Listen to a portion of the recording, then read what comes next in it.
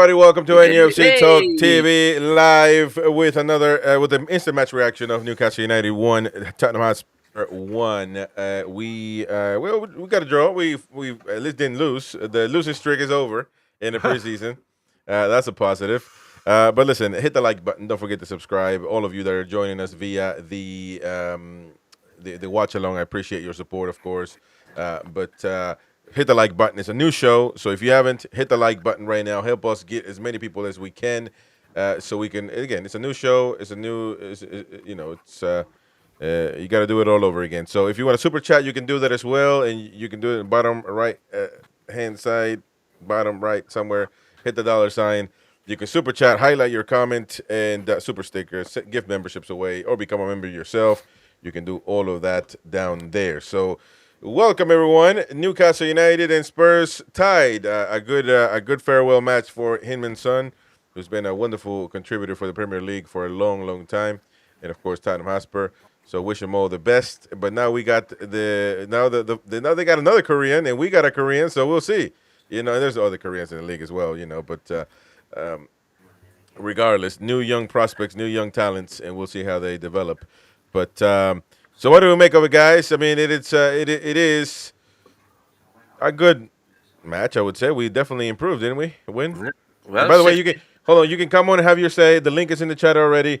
So if you choose to hit the link, come on and have your say for a couple of minutes, and you can call in and have your opinion said. So Win, go ahead. Well, the stats say an awful lot. We had 62% possession. When was the last time we ever had 62% possession in a match?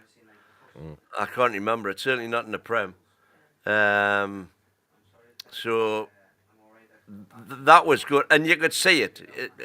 After that first 5 minutes of nonsense, for the rest of the half then, our one-touch possession football was spot on. Whereas, in the past, many times, we've said, bloody hell, man, can it make a 5-yard pass? Can it make a 10-yard pass? We were doing that so well. Is that something that they've been, really concentrating on? Because if it is, it should. Is it just the fact that everything came off today? Only time will tell. But I was well impressed with it with the first 45 minutes. When you think that with that starting 11 that we had, still to come in to the team, we had Livramento, Hall, Tonali. Yep. All right. Yeah, and Elanga, by the way. Sorry. Our best team hasn't been together yet this season. This preseason. Well, I would, as I was saying on the watch along, I expect the team that's gonna at least start in the Premier League to be kind of getting some minutes. I'm kind of expecting to see what Eddie considers to be our first 11 starting against Atletico. Well, yeah, that's what I would assume. I think that's probably where he's setting his targets. Right. Yeah, I would agree with that. Come on, folks, hit the like button. We 5 minutes in, 200 people watching, 250 people watching right now. So come on now, hit the like button. Don't forget to do that. New show. Got to do it again. Hit the like button. Gary, what do you make? Hit the bell. Hit the bell for notifications as well, yes. What do you make of this match, mate? Very much on what Wynn's just said. What I loved about it was the fact that we did play this 4-2-3-1 more than we've seen in the past, where it caused Spurs a little bit of trouble. And it gave the likes of Miley and Bruno a little bit more time. I think what is obvious for me, and I don't know how everybody else thinks, we have still players within this squad. And you think about momentum going forward, there's still players in this squad that I think have gone now. And I look at Matt Targett. I think Matt Targett, as much as he did a job for us when he came on board, I think he, like a lot of players that have now moved on, I think it's time for Matt Targett to go. Hayden finally went yesterday. He's gone. Yeah, well, that was a mutual agreement, wasn't it? To obviously nullify the contract. And I think his was finished. No, he's got you still another got year. two, I think. 7, was he? No, I Yeah, think he had yeah. another 2 years, Yeah, it's, not just one. Trust me, look it up. Anyway, but he's gone yes. now, so that's good. So for me, it was a case of the one thing that I love about friendlies, and certain individuals never realise it was a friendly. And I think J7, you look at J7 there, he committed several fouls. And again, it's that passion, it's that love, it's that involvement. It doesn't matter what game it is. You look at the individual performance. And again, Bruno, that was one of Bruno's best performances today.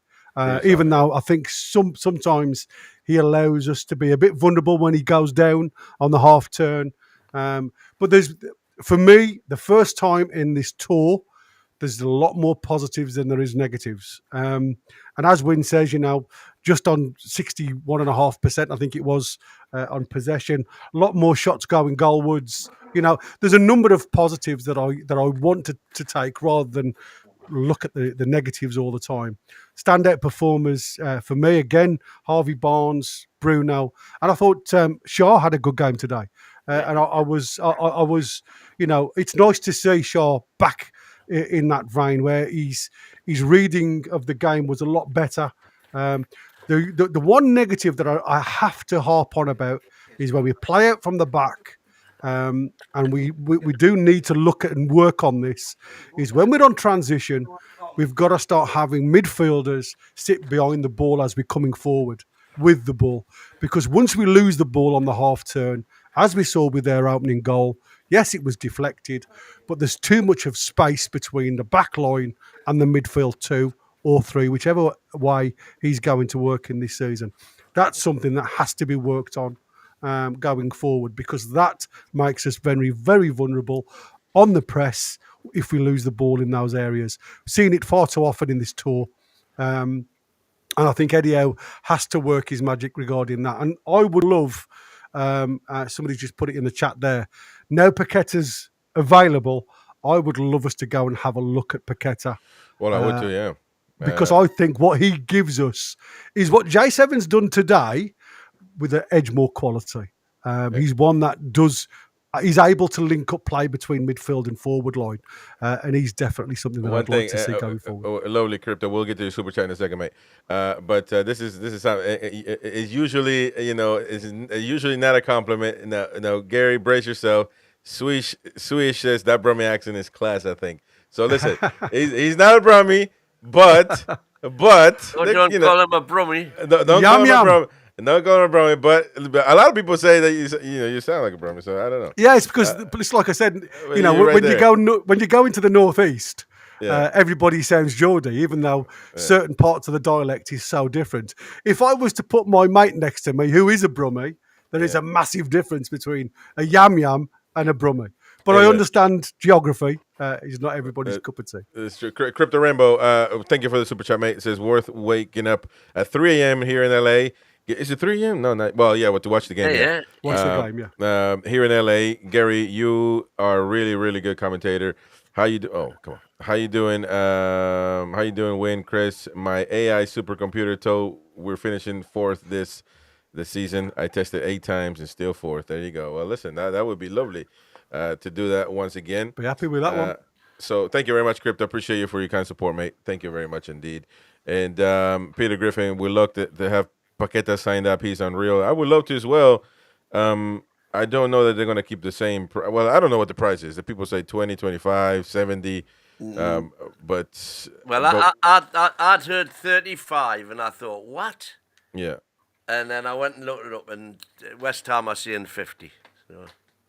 Well, I mean, 50 is still cheap, though. Yeah. If you can get the best out of them, without a doubt. Yeah, I mean, I would definitely go. We need a midfielder right now, and listen.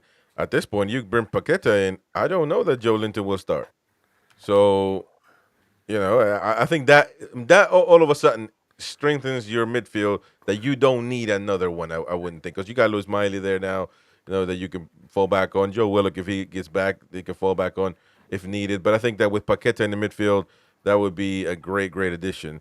But again, I don't want to be too hopeful because I've criticized this recruitment and this transfer strategy. I don't think it's fit for purpose, and I highly doubt that we're ever going to be looking at Paqueta when we are putting all of our chips towards towards a striker. Which, by the way, Craig Hope did say about 30 minutes ago now that Newcastle now open to the open to sell Alexander Isak, which is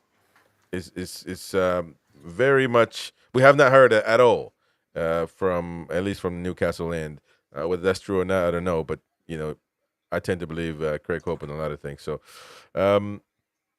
today's game interesting. I think we played good on many. I think we probably were the better team in many areas. If you ask me.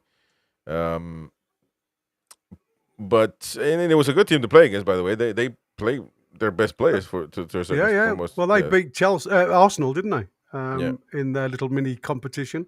For me though, when you look at accurate passing, because that's been critical for us, even at the in last season, 436 accurate passes today, and yes, some of them are 5-yard triangles, give and goes. But when you're being hounded by an opposition play, and again, they didn't hold back on a lot of their challenges. It just proves, when you've got the right players in the right positions, that these give and goes, these little triangles that you can create, doesn't have to be the 70-yard worldies that you often see from the likes of Shaw and Bruno. What I liked today was the mix-up. Spurs didn't know whether to press or hold back because we'd got pace behind with Anthony Gordon, and who I thought showed probably a little bit of promise going through the middle today. He ran the line, I thought, really well. Harvey Barnes, again.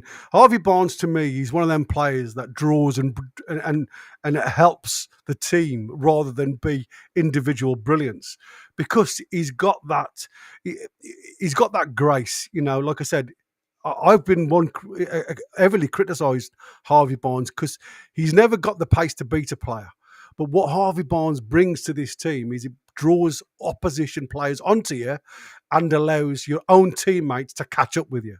Where before, the ball's over the top, as we've seen from the Jacob Murphy, when we did break lines, there was only a Sula in the box, and it was a poor ball from Jacob Murphy when we have broken lines. So I think what you saw today was that, the Anthony Elanga, and again, going forward, if the Sesko bids fail, which it very much looks like it's going to fail, we've got somebody with pace on that right-hand side. We've got somebody with a little bit of grace on the left-hand side in Harvey Barnes. And again, scores your goals. We saw it today. And what you've got through the middle is, unfortunately, two players that both feed and both run.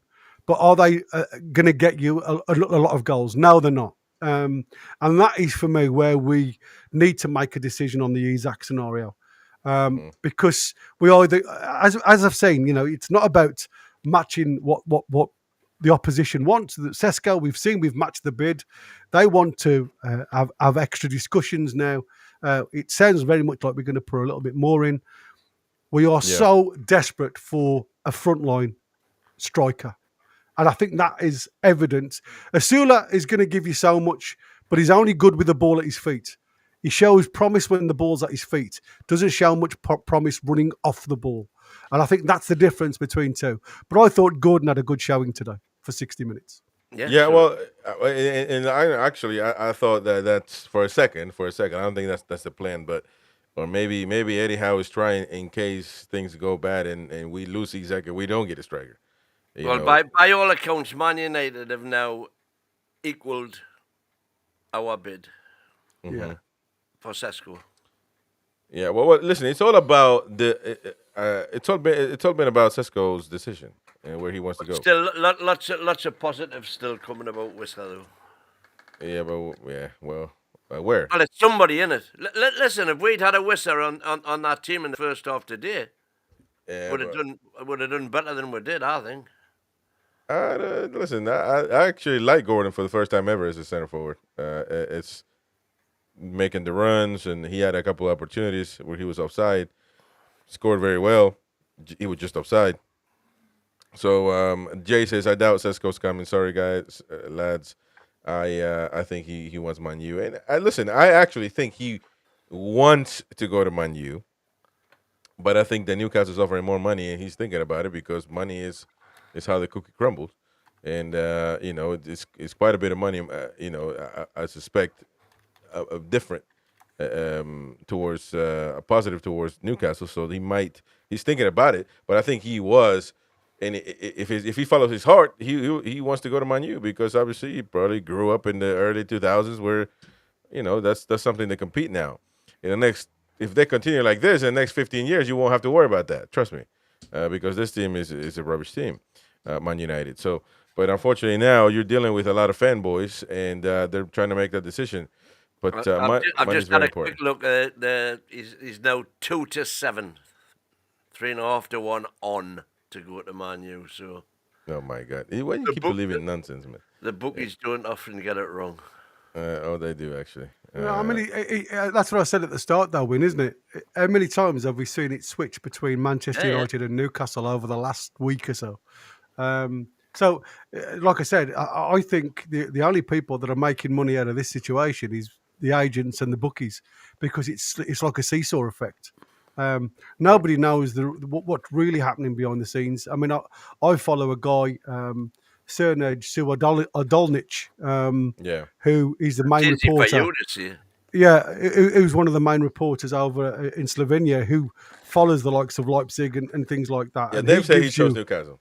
Well, that's what I'm saying. And this was the exclusive that he gave. Newcastle United won the battle for the Yeah. Slovenian star, right? So all of a sudden, it's like I said, you can't ever put all your eggs in one basket. And this is RB Leipzig. This isn't Sesko saying he wants to go to United. This is RB Leipzig waiting for them to replace him with.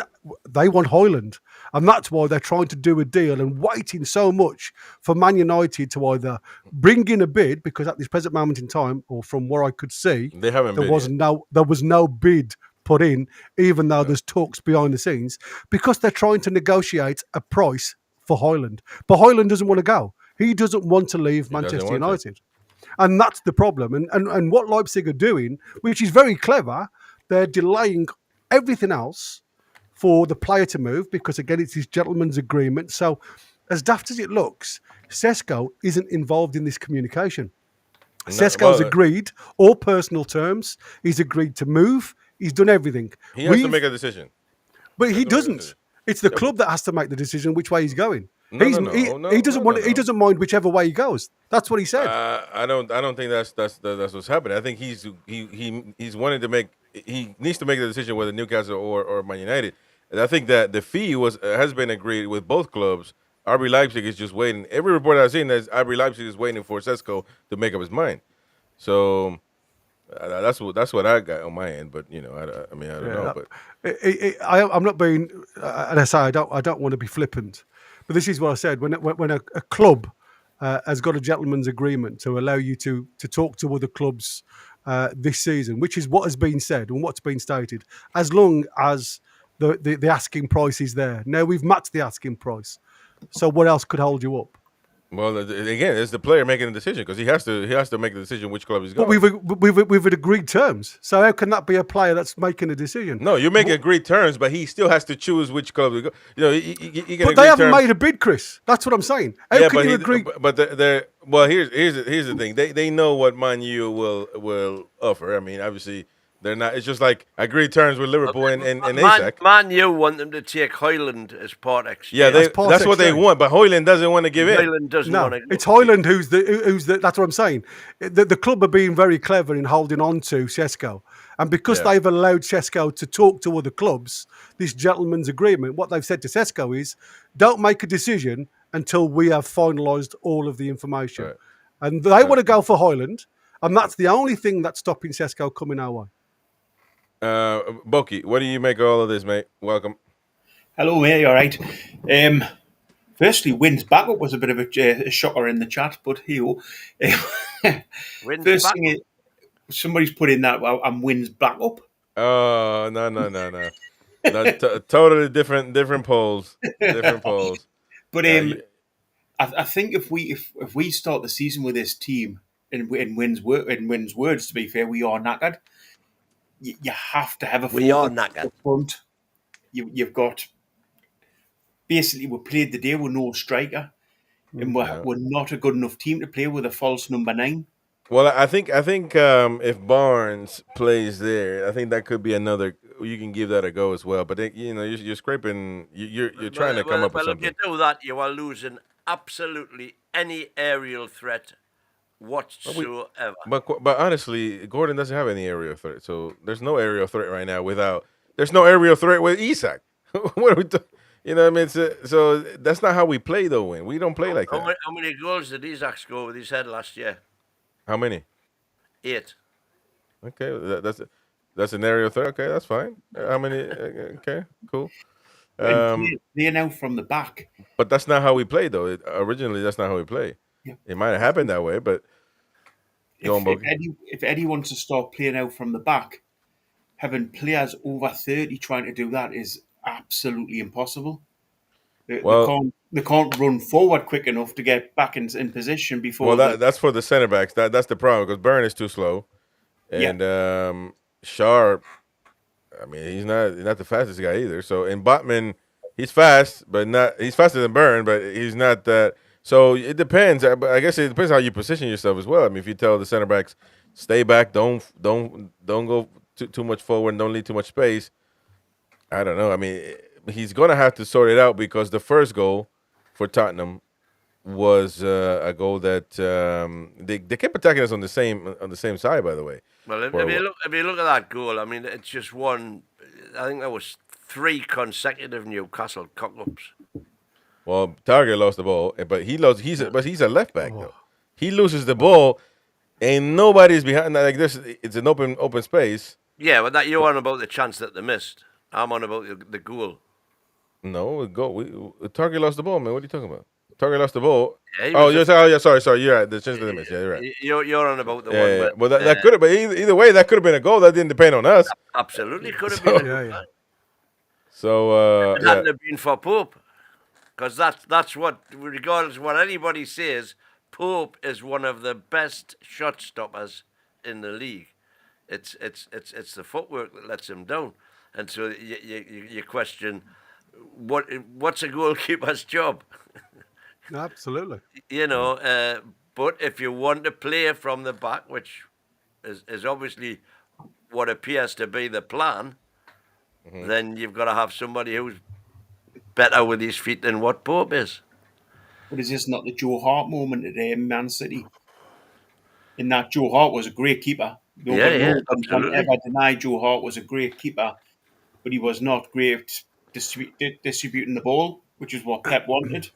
Yeah, but that's the trouble, isn't it? This Pep football now, it's a case of you want centre backs or midfielders to wear goalkeeper gloves, and you very rarely get that. And this is what worries me with the 1 to 2% increase in performance from playing out from the back and becoming that extra player on the park, if you like, which is the Pep football, to then losing that 1 to 2% in ability with your hands.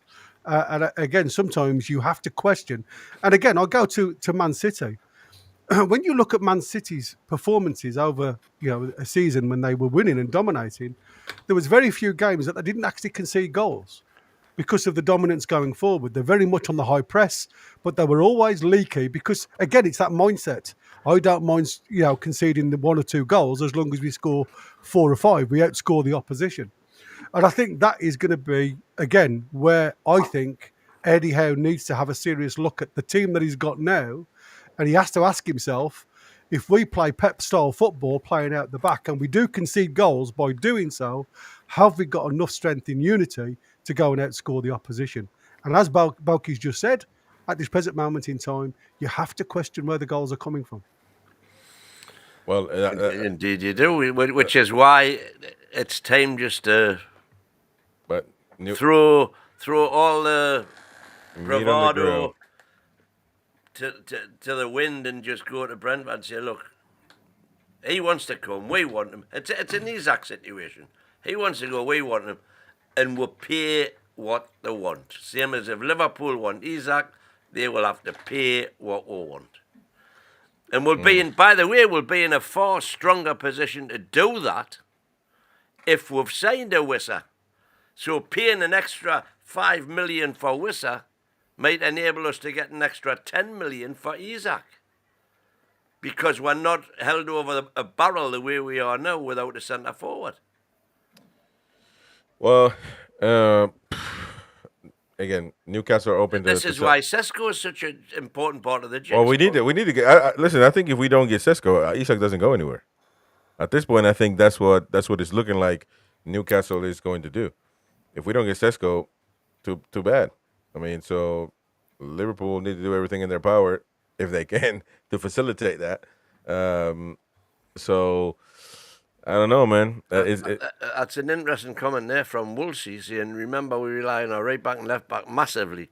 And this is the first time we've seen Hall and Tino back together in pre-season, so relax. Yeah, the only worrying thing about that, Woolsey, from my point of view, is when we did have Hall and Livramento both in place in the second half, we were nowhere near as effective in the second half as we were in the first half. But I think you've got to think of the changes that were made to the team as well in regards to that. You're looking at different. That team wouldn't. The team that them two came into would never be a team in the Premier League. You wouldn't think, unless yeah, you're right. I mean, you hope not. And like I say, structure of the team was dismantled a bit because of all the stops and starts. And now now team likes the fact that you have multiple substitutions. It's a stop-start. You lose your momentum. You lose that continuity and fluidity within the game. The biggest thing for me is the case of when you look at some of the lads that has performed today. I thought Hearns was very bright. He looked to deliver the ball. He wanted to go forward virtually every time. And I think that is the positive things. Don't look at what the guys haven't achieved, which is a win during this tour. It's the fact that some of the lads that have produced some of the goods, especially today, have always looked to be positive, even if it's become a negative result. What the lads have tried to do is become positive, and that's by creating a forward motion of the ball. And some of it has come off. And like I say, for me, the biggest concern is losing the ball far too deep within our own half, playing out from the back and allowing the opposition to close that space down. So there has to be a tactic that Eddie Howe has to formula and get involved on that. And again, does that come from different players that has to come in that have got that ability to play the ball from the back? Because Dan Burn hasn't.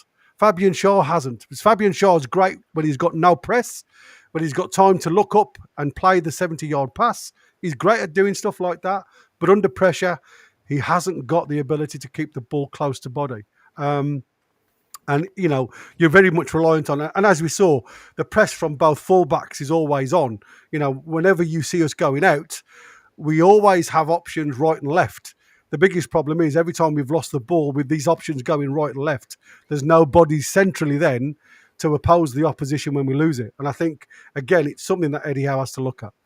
Yeah.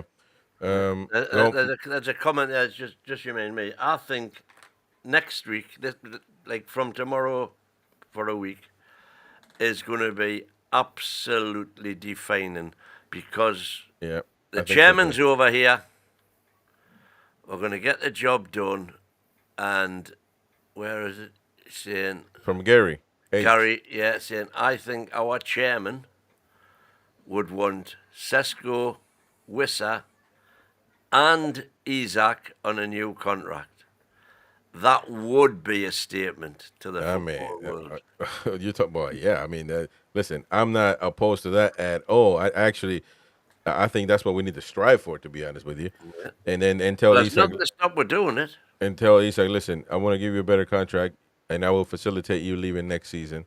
But give me one more season, and I will give you a new contract right now for and then.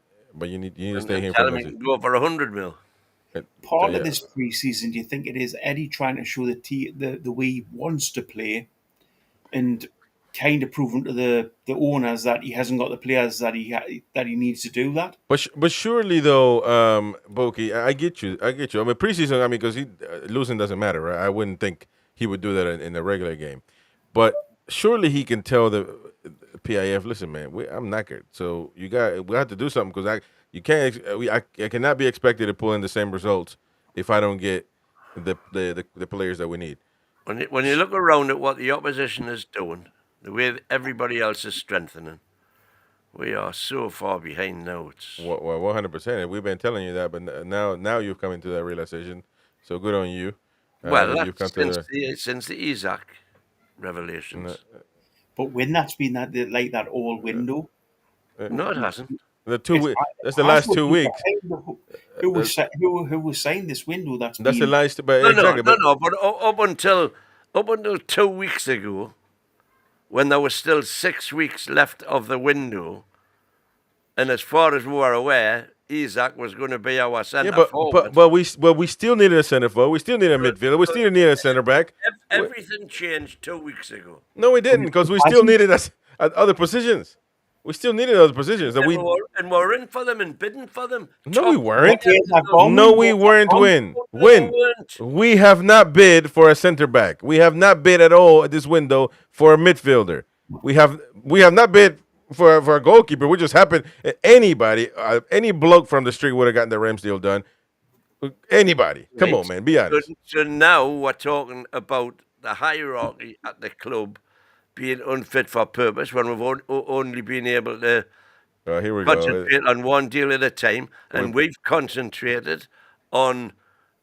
Well, you can go through the list: Mbuemo, Pedro, reel them off. When who set up that hierarchy? We're doing all of that, but who set up that hierarchy at the club? at that time, well, PIF set the hierarchy up. Yeah, but well, anyway. But you said at the end of last season that it was Eddie Howe that went up and said, "I'm going to be in charge of transfers." Now you're putting it down to PIF. No. Eddie went up and said, "This Mitchell character is undermining me. He's trying to tell me which players I should get in. I'm going to decide which players I get in." So he's in charge then. Very well. So we still need a hierarchy to get those players, or at least to negotiate for those players. And we haven't done that. But Eddie set that up with Andy Howe and Steve Nichols. No, Andy Howe and Steve Nichols have been there all the time. Yeah, no, but now they're taking a bigger role. Come on, stop lying, man. Come on. There's nobody telling me that Andy Howe has the power to go into negotiations and increase a bid by 10 million. Well, he's negotiating. So, yeah, he does have the power. No, he's picking the phone up and saying, "Can I go another 10?" Oh, fucking hell. So he's a wanker then. Anyway, I also think... Who is picking that phone up? Who actually, we're led to believe Liverpool have put a £110 million bid in for Isak. Who took that phone call? We've got no idea who took it. If I was to ask you three now, forget what's gone on at the start of this season. If I was to say to you guys now, who is the most important player at Newcastle United? Before the window opened, before we started the season started, the end of last season, what player would you have said? Who would you least like to lose? Who is the best player? Who is the most important player at Newcastle? I think Isak and Tonali for me, both on the same parallel. Boki? I'm on par with Chris. Isak and Tonali. Win? Isak slightly more because you pay more for a striker, but Tonali for me, and then Isak slightly behind him. So we're all on the same vein then. So what I'm saying to you is, whenever this news came out of Isak wanting to explore his options, right? Do you think, and again, this is why I said about timing. Timing for me is everything. When DOFs go, backroom staff disappear, and apparently, I wasn't aware of Darren Hills stepping down at virtually the same time. When the news broke, and again, we can all say when it was broken. Some say apparently Eddie Howe knew at the end of last season that he was going to give a final year. And then he was going to look at his options. I don't know. I haven't got a crystal ball. But all I'm saying to you is we can all point the finger at Andy Howe, the Steve Nixons and everything else. But the most important player that everybody's been concentrating on is to keep Isak. All the emphasis, all of the energy, since Isak has said from that moment that he was sent home from the Celtic friendly, because don't forget in Austria, there was no mention. It was all happy camaraderie stuff. All the boys were holding hands. They were skipping down the road, whitewater rafting and everything else. No mention from any journal that Isak is going to be looking at further afield. It's only since that Celtic game where he was sent home, and all this speculation and all this wildfire has been driven by journalism and media. What we've got now is a lot less backroom staff having to wear two heads. It's like the Wurzel Gummidge days. You've got some trying to convince Isak to stay and speak to him, and I'm sure that has happened. I can't believe, in all honesty, that there's no Newcastle conversation between Isak's agent and the club. I think that's BS as well. I also think we've got a job to do and bring players in, and that's on top of trying to convince Isak. So on a very basic squad, on a very basic backroom staff, very thin on both lines because of movements elsewhere, we are trying to cover and light both ends of the match. And unfortunately, there has to be some give and go. We don't want to lose Isak, and that's been common ground across the board. You've heard that. We've also need to bring players in to support Isak going forward, because we all know Isak can't get 60 games a season because he needs that support. Well, quite honestly, it's there's just been a thing went through in the chat there, and I kind of find it now, but it said, "Win, what you're talking about? Andy Howe is, quote, head of recruitment." No, he's not. No, Steve Nixon is head of recruitment. He's supporting role, isn't he? Yeah, but we've also been told that Andy Howe's out there negotiating for Ekitike, for example. Because that's all we've got now. That's what I said. So again, so he is doing an important role. Because from June the 1st, but that's not his that's not his fault. That's not his fault. Well, we already agree on that, obviously. So it's PIF's fault. No, but no, it isn't, because it isn't. Well, it is, but Eddie Howe, you can't tell. Come on, man. You don't think Eddie Howe wants his nephew out there to do what he's doing now? And why does Andy Howe? And by the way, if Andy Howe is not happy and not and he knows he can't do the job, why can't he say, "I'm sorry, that's not my job. I cannot do it. I want to identify players, but I don't really do negotiations. That's not my forte." Exactly right. But that's nobody else to do, because from June the 1st, that's not his end. From June the 1st, Eels apparently has been AWOL, and Mitchell has been AWOL. But when you were the one that was saying this is the set we won at the end of last season. You were the one that was saying Eddie should be in charge of in getting players in. No, I'm saying Eddie should be in charge of saying who he wants. He had the balls to go upstairs and say, "I want to be in charge of." Well, you did say that. I want to be in charge of everything. I want to decide who's coming in. Yep. Okay, so that means he's in charge. That's the way it works, man. Yes, he's absolutely not. Yeah. Anyway, so Wayne is knackered. He can't answer. I'm not knackered at all, man. Okay, there's nobody doing the. Are you telling me that either Steve Nixon, who is head of recruitment, by the way, and has been since 2017, Steve Nixon or Andy Howe have got the power to go and actually negotiate? Because I don't believe they have. Well, I think. Well, we've been told that he's been in Austria negotiating for a Gitiki, man. It's just that. What are you talking about? So he's negotiating. He's been over to maybe sign the documents or whatever. Okay. There you go. All right. He has not been. He was not in a position, I don't believe, with Eddie, for example, to raise the bid from 80 million to 90 million. He was not empowered to do that. Okay. Well, that's just your assumption. All right, Peter Griffin. Let's go with comments here. Peter Griffin says, if you take away Isak's penalties, didn't Wissa score more goals in open play last season? Yes. Maybe so. Well, actually, that's interesting. Non-penalty. Predator, NUFC, we need to structure the add-ons to benefit the club more, and they'll bite. Peter Shields, Ramsdale is the best passer of all time, ball for any keeper I've ever seen. He's obviously been watching the Mark Tununda's highlight reel.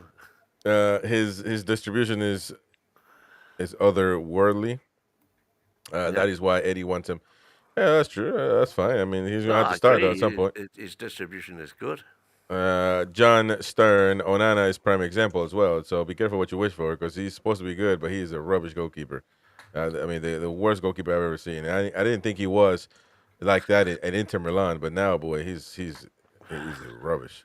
Bravo Me says, "Hey, I don't like Sesko has not made I don't like that Sesko has not made a decision yet. It means he's waiting on United, Man Oh, United, you mean Manchester United? and won't probably choose Newcastle. Maybe so, maybe so. But then again, that's not again." Everything that I've read is like Man United Never, ain't for never him. trust It's a race. anybody. Never trust anybody who calls Manchester United United. Yeah. Oh, you can't trust me then. But here's the thing. As far as what I've read is that both clubs are in it. It's just Sesko has to make up his mind, and once he does, he says, "I want to go to Man United." Man United will put the offer in, and we'll do all that. Now, I think they have to sell though before they do anything. I think so when Eddie gets back tomorrow. What's that? What's Eddie gonna do? One call Sesko? No, he's gonna Sesko gonna be like, "Who the fuck are you, man?" He's gonna sit down with Yasser, and he's gonna say, "Here, what's the fucking crack, man?" Okay. So anyhow, let me think this in. Let me put this in my head. So Eddie Howe is gonna come in, big bullocks, and say, "Hey, you come over here, you with the beard, come over here, mate. What you been doing every time that I've been going in Korea? Is that how it's gonna work? Because he won't even know he was sacked. He be out of that office so quick, man. And do you think that would bother Eddie Howe? Yeah, I think so. Yeah, pretty much. Yeah, I think it would. Where would he get another job win? He'll get another job. He'll get another job. Anywhere. Where? Anywhere. Right now, where's he gonna go to? If Eddie Howe was available right now, you would say where? Scurry for to be the first. Do you think Man United will? Do you think Man United will sack Amorim and say, "I want Eddie Howe now that he's free"? Possibly. You are so freaking deluded, man. Anyway, Gary, I think our chairman would want Sesko with signing Isak. If they Isak. didn't, because if you give Eddie their purchasing power, he's never been back the whole time he's been here. Here's the thing, though, man. You become a fanboy of Eddie Howe, man. It's sad, man. I thought you were a Toon fan. But anyway, I'm a Toon fan. Croix says, Jay, you won't get 150. No offense. Isak isn't even a top scorer for a striker in the Premier League. Isak's good. It's good, but not world class. Maybe one day, but not current. So then why are you after him? Exactly. I don't get that, Croix. John, why is the best team in England arguably building the best team in the world after him? Yeah. John Michelson says, "Yeah, I like Liverpool are just going to throw money at Newcastle." Shake my head.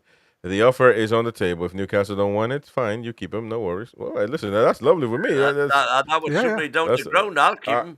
I hope that's the way Liverpool FSG are thinking. I love that.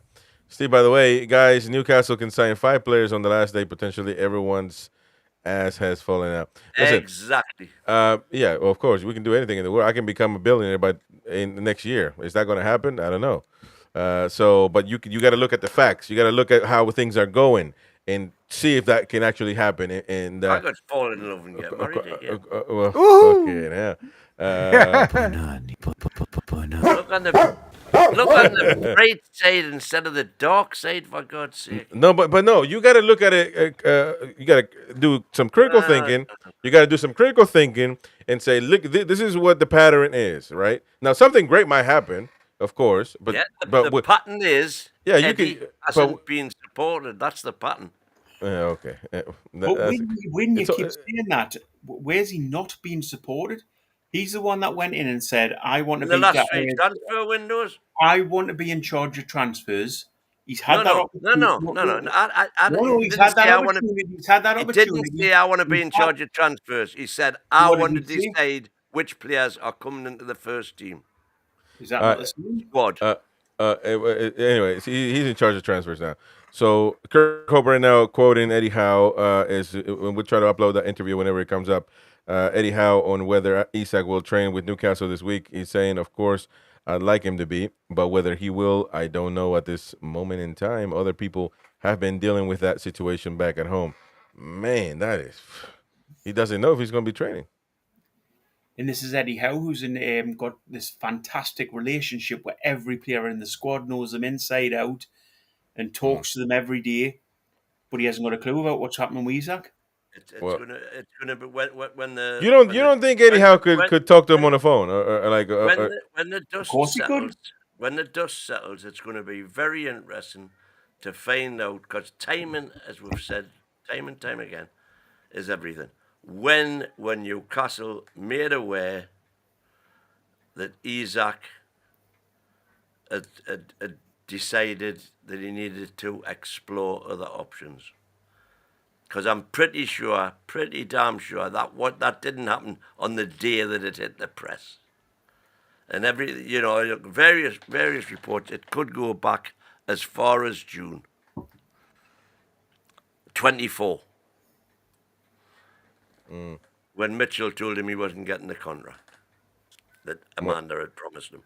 well, but if Eddie Howe is saying that for potentially valid reasons. But again, if Eddie Howe is saying that he doesn't know what's happening, he doesn't know if he's going to train, he didn't know that he was training away from the country, so all of that means that nobody knew nothing. Well, that's right. Or what his if again, it's true. Okay, well, okay, he might be lying then, Eddie Howe.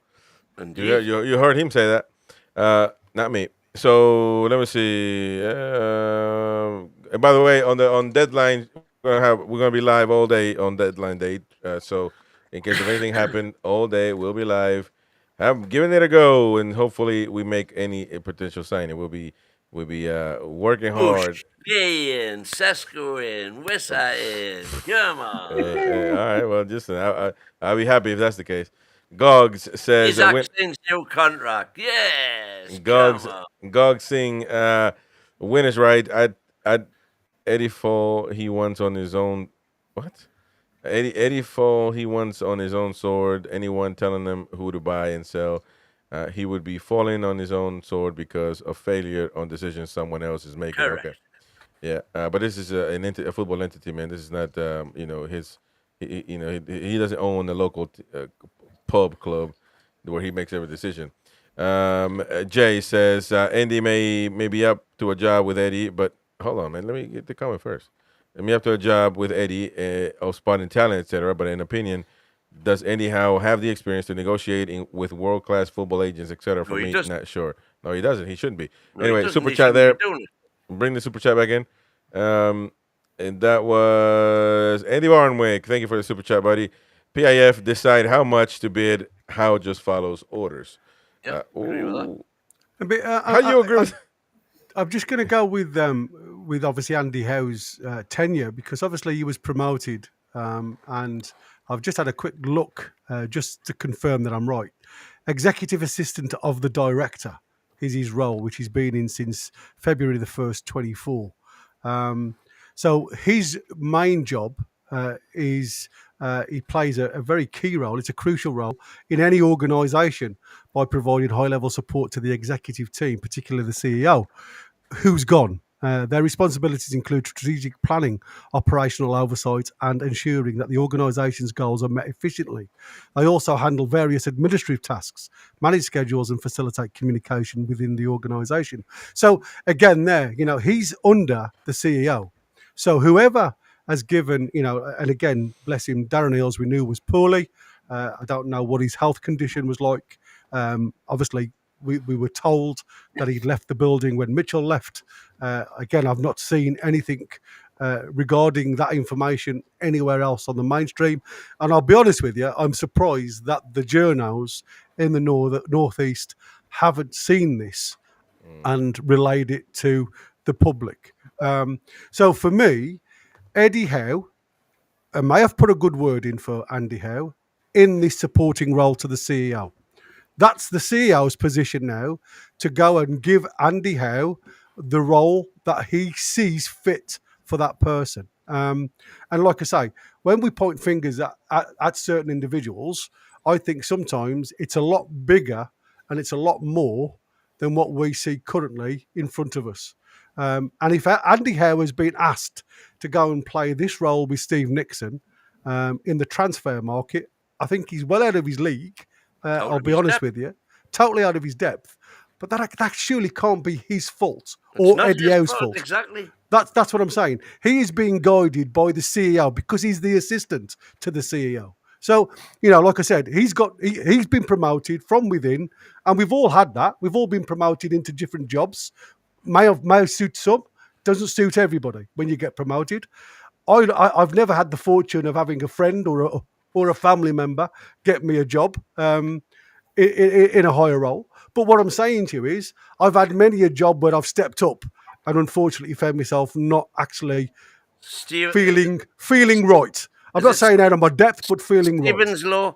Everybody gets promoted to the point of not being able to do the job. Yeah. And we've seen, and we've got it now. We've got people in position at higher helm within the club that seem to be completely out of the depth at the minute, and that's where we're all falling down. And unfortunately, when shit hits the fan, it only goes one way, and we're all seeing it now. I think on a bit of an avalanche because we've got players. We've got people in roles that obviously don't suit that job title. Gary, I think sometimes cream rises to the top, but then some fucker dips a biscuit. So you're going straight back down. Yeah, that's what I said. I mean that's what I was saying about top players in small clubs or smaller clubs. Top clubs will always pick the cream off the crop because that's what they can do, and we've seen that within the Premier League with the amount of money that's being spent within the Premier League now. Against our neighbours, we are all pinching the cream from the top of the milk, and that's what I said. Liverpool have done it, are trying to do it to us and unsettle us. And it's like I said, what we have to do now is either say no or accept the bid. But the only way we accept the bid is if it suits Newcastle. The only way we say no, and this is where Eddie Howe will have to wear these big boy pants. And that's get bloody Isak's head back on the job entailed. Because there's no point having a striker within the realm if he's not fit for purpose. If it's not I've just found it's called the Peter principle, which where promotion leads to a person's inability to perform their job effectively. The Peter principle. I think Wolseley raised a really good point in the chat towards me in regards to the players that we've got that were Steve Bruce's players that Eddie got into the Champions League and managed to win a cup with, which is completely correct. And I stand by the fact that Eddie Howe's done a great job while here, but we're moving on as a club now. And is that enough? Well, it's more than enough for me. It was about Eddie Howe. Until, as I've said a million times, Eddie we know how good Eddie is at improving players.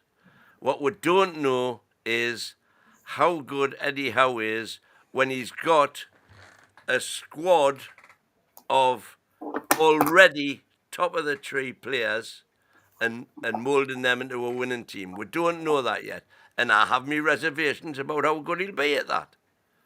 But until he's actually given the wherewithal to prove that one way or the other, we'll never know. Yeah, we'll have to see. Anyways, so that was the reaction right now. Thank you very much, everyone, for coming in and enjoying this one. Don't forget, hit the like button on your way out. That will help us a lot. And tonight we don't have a show. So tomorrow we'll be back again live at night, 9 p.m. tomorrow. So join us I'm sure we'll have some more news and more stuff to talk about. But anyways, thank you very much indeed, all of you. Yes, and Eddie should have spoken by then. We shall see. Anyways, thank you to everybody that super chatted. Thank you. And thank you to everybody that continues to support. Smash that like button. Support the channel, please. And we'll see you all on the next one, folks. Take care. Bye-bye. How are the lads?